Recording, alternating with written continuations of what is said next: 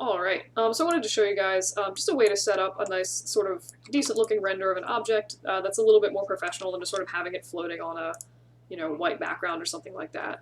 So an example really quick of what I think is really gross looking and also very unprofessional is just throwing in like an unmapped dome light and just having your shoe render floating on a weird white background. Like it looks pretty strange. Also, these unmapped dome lights give you really, really, really, really flat lighting.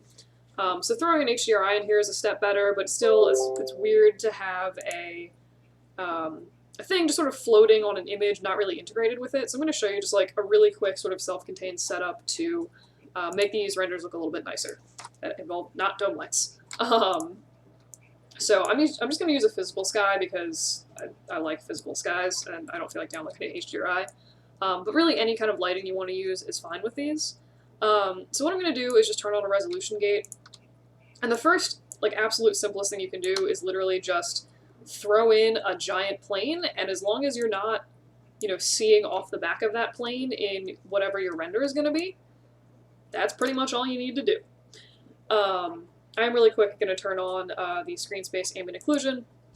It just gives a little bit of shadows sort of around the edges of things, which nothing to do with the render at all. It just kind of looks nicer. And anti-aliasing because I like anti-aliasing. So like I said, that's pretty much the simplest thing you can do. And then throw in, an HDRI or a dome light, anything like that, or like, sorry, a physical sky, anything like that is fine. The other thing that you can do is maybe say you do want like a little bit of a lower angle on this and you are seeing off the background.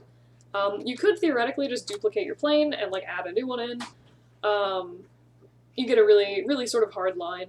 You can do that. It's pretty much also the exact same thing as just extruding these two edges up. Again, it doesn't matter how high they are, as long as you can't see off the background, like, they're pretty much good. This is, like, pretty much the most basic setup that you can do, apart from, just a plane. So if we go ahead and we look at the render for this, again, like, it looks decent. There's nothing super fancy about it. The light could probably use, playing with the settings a little bit to, like, make the shadows pop, or, like, using different materials. And also you get this really kind of bizarre harsh shadow from the light shining in from this wall. So the easiest way to fix that without having to mess with your light settings is honestly just come in and like rotate this wall a little bit.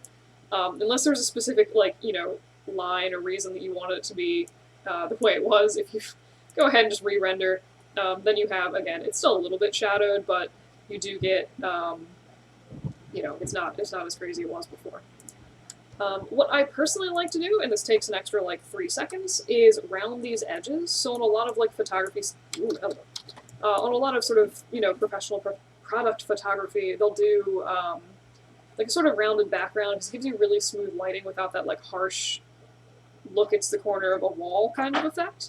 So the easiest way to do that is just grab whatever edges that you see and do Control-B to bevel them. Also just give it mesh bevel.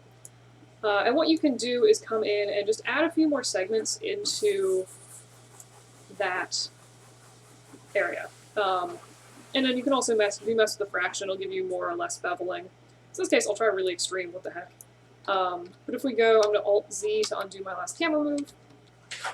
And then if we try rendering this again, you should see that we get a much smoother, where am I going? Oh yes, I put it in the corner. We'll get a much smoother effect with the render in the background.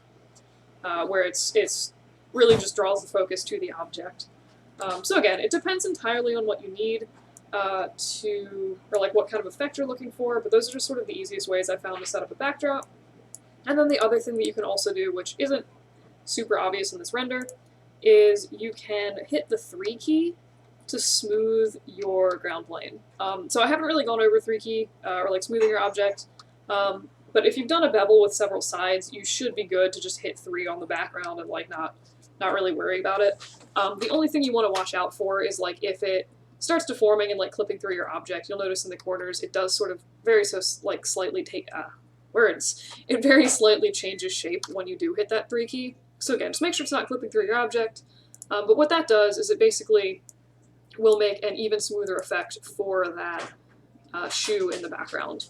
Or for your background, for your shoe or whatever object you're doing. So that's the basic sort of backdrop setup that I like.